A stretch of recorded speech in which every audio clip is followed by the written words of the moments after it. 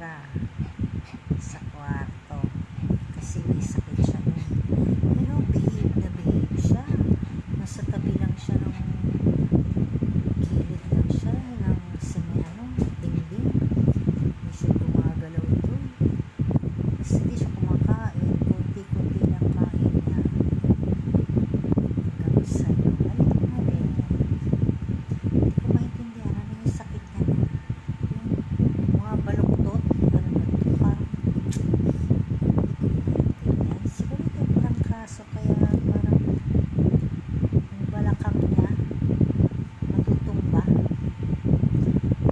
Hindi gumaling to. Ito si Shorttail. Shorttail! Antok na antok ang Shorttail.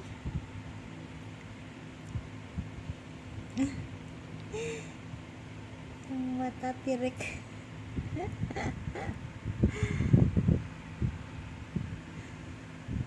Ako nagising.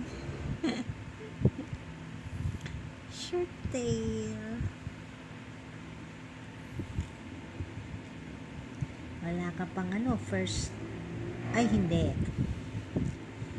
Marami na rin pala tong video. Shorttail. Bait-bait nito eh.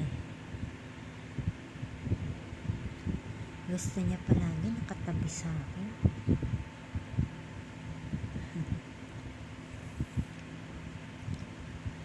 Two minutes.